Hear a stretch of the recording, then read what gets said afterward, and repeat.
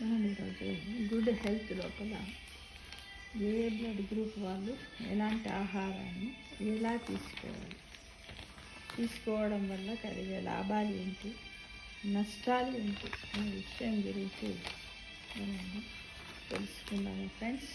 అయితే blood group diet అంటారు, దీన్ని ఏమంటారు? బ్లడ్ గ్రూప్ డైట్ అంటే రక్తపు గ్రూపును బట్టి ఆహారాన్ని మనం తీసుకోవాలి. మనందరికీ తెలుసు ఏంటిది, బ్లడ్ 4 గ్రూపులు: O group, O positive, O negative, A plus, A positive, B positive, B negative, AB positive, AB negative, ఇలా ఇలా మన బ్లడ్ గ్రూప్స్ ఉన్నాయి మనకి. దాంట్లో ముఖ్యంగా మనం ఎలాంటి ఆహారం తీసుకోవాలి, ఏ బ్లడ్ గ్రూప్ వాళ్ళు ఎలాంటి అంటే, తీసుకునే ఆహారం శరీర తత్వముతో సరిపోల్చితే అనారోగ్యాలను కలిగించే జీవచాపల్యాలకు దూరంగా ఉండగలుగుతాం. ఈ విధంగా తెలుసుకోవడం వల్ల లాభం ఏంటంటే, అమ్మో నేను ఇది తింటే ఇది వస్తుందని మనం తినాలని నోట్లో నీళ్ళు వస్తాయి కదా, దానికి దూరంగా ఉంటాం. ఈ సూత్రం ఆధారంగా వాడుకలోకి వచ్చిన తాజా డైట్ బ్లడ్ గ్రూప్ డైట్ అని ఒకటి వచ్చిందనమాట.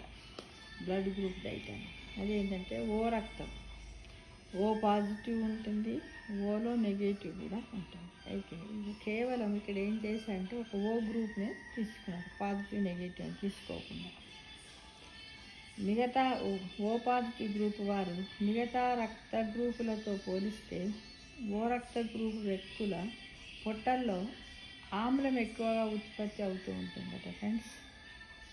అలాగే వీళ్ళు శారీరకంగా ఎంతో చురుకుగా కూడా ఉంటారట. ఇంకోకి చెందిన వాళ్ళు, ఏది ఓ గ్రూప్కి చెందిన. ఇక వీళ్ళు తినవలసినవి ఏంటంటే, అత్యధిక మాంసకృత్తులు కలిగి ఉండే ఆహారం తినాలట. ఇందుకోసం రోజు మాంసం తినాలంటే కాదు, పచ్చి బఠానీ, పాలు, జున్ను, అవకాడో, చిక్కుళ్ళు, పప్పులు, విత్తనాలు, నట్స్ తింటూ ఉండాలి. కేవలం ఓ గ్రూప్ అవి తినాలి. ఇంకా మాంసకృత్తులను శరీరం శోషించుకోవడం కోసం ఎక్కువగా నీళ్లు కూడా తాగుతూ ఉండాలి. మాంసకృత్తులు ఇతర పోషకాలను శరీరం తేలికగా త్వరగా శోషించుకోవడం కోసం వీళ్ళు ఎక్కువగా ఇనుము ఉండే ఆహారాన్ని కూడా తింటూ ఉండాలి. ఇందుకోసం ఏం చేయాలంటే ఆకుపచ్చని కూరగాయలు, ఆకుకూరలు తింటూ ఉండాలి. ఇక తినకూడని ఏంటి అంటే, మెయిన్గా అందరూ అవన్నీ ఏం తింటారు అని ఏదో ఒక విటమిన్ ట్యాబ్లెట్ వేసుకుంటారు. విటమిన్ ట్యాబ్లెట్, ప్రోటీన్ పౌడర్లు అస్సలు తినొద్దంటారు. ఇంకా పుల్లని పండ్లు, వెన్న, సోయా పాలు తక్కువగా తినాలట. లేదంటే జీర్ణ సంబంధ సమస్య అంటే డైజెస్టివ్ ప్రాబ్లమ్స్ వస్తాయి అన్నమాట. ఇక ఏ రక్తపు గ్రూపు వ్యక్తులకు క్యాన్సరు, హృదయానికి సంబంధించిన రోగాలు, మధుమేహం వచ్చే అవకాశాలు తక్కువ ఉంటాయట. ఈ వ్యక్తులు సున్నితమైన శరీరతత్వం కలిగి ఉండి సాధ్యమైనంత వరకు సహజ సిద్ధ రూపంలో ఉండే ఆహార పదార్థాలనే ఎంచుకోవాలట. ఎందుకంటే వీళ్ళ పొట్ట లోపల ఆమ్లం తక్కువగా ఉత్పత్తి అవుతుందట. అరిగే పదార్థాలనే వీళ్ళు తినాలట. ఎవరు? ఏ గ్రూప్.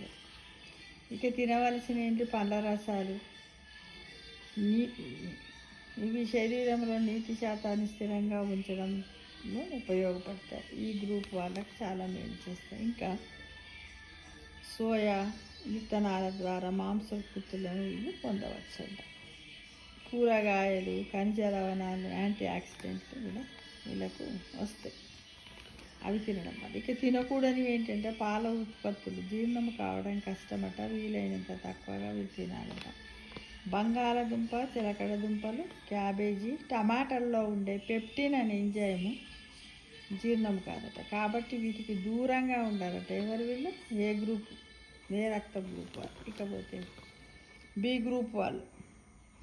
ఈ గ్రూపుకి చెందిన ఆహారము సమతులంగా ఉండి పరిపూర్ణంగా కూడా ఉంటుందట. ఈ గ్రూపు వ్యక్తులు ఎలాంటి ఆహారాన్నైనా జీర్ణం చేసుకోగలరు. అంటే చాలా లక్కీ గ్రూప్ బి గ్రూప్ వాళ్ళు, అన్నీ తినొచ్చట. కాబట్టి ఆహారంలో ఏ రకం పదార్థాలు అంటే కూరగాయలు, పండ్లు, పాలు సమస్తం తినొచ్చట ఆ బి గ్రూప్ వాళ్ళు.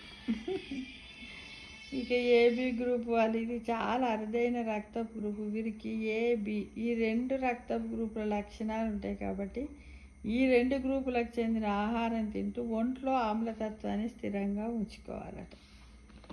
ఇందుకోసము తినవలసినవి ఏంటంటే పాల ఉత్పత్తులు వీరికి ఎంతో మేలు చేస్తాయట. కాబట్టి పాలు, పెరుగు, వెన్న, జున్ను తింటూ ఉండాలట.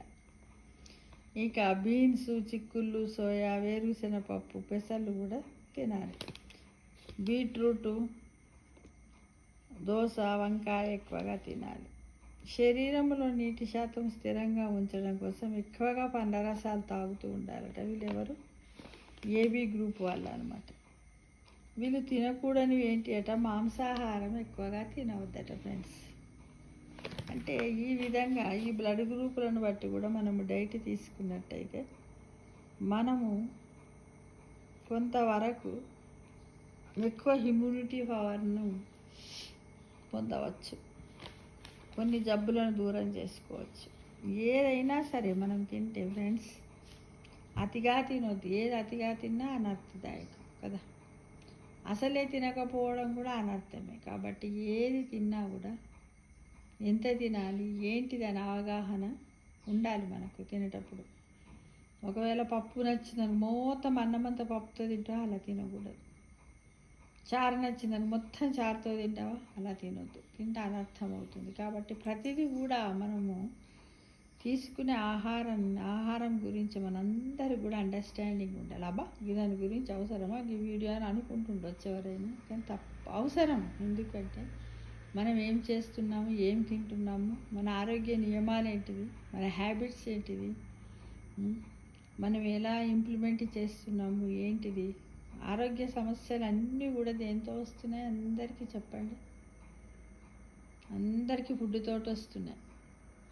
ఇంకేంటంటే మన యొక్క హ్యాబిట్స్తో వస్తున్నాయి. కాబట్టి ముఖ్యంగా వీటిని గమనించి ఉదయం మార్నింగ్ వాకింగ్ చేయండి, యోగా చేయండి, మెడిటేషన్ చేయండి. అన్నీ కూడా ఇప్పుడు మనం భోజనంలో ఏ విధంగా అయితే కార్బోహైడ్రేట్స్, విటమిన్లు, అదేంటి మినరల్స్, ఎంజైమ్స్, హార్మోన్స్ అని ఏ విధంగా అవసరపడతాయో మనం యాక్టివ్గా ఉండడానికి కూడా మన దినచర్య లోపల యోగా, మెడిటేషన్ ఇవన్నీ అవసరం ఫ్రెండ్స్. తప్పకుండా చేయాలి. ప్రతి విషయాన్ని మనం తెలుసుకోవాలి. మన లైఫ్ స్పాన్ పెంచుకోవాలి. రోగాల బారిన పడకుండా మనం అందరం చాలా కేర్గా ఉండాలి. ఇది చాలా గుడ్ హెల్త్ ట్రిప్ ఇది. చాలామంది అన్ని విషయాలు తెలుసుకోవాలి, నలుగురికి పంచాలి. సేకరించాం కాబట్టి అంటే ఇట్లా బ్లడ్ గ్రూప్ అంటే బ్లడ్ డైట్ గ్రూప్. ఓకేనా ఫ్రెండ్స్? అందరం ఇంప్లిమెంట్ చేద్దామా మరి? ఎస్.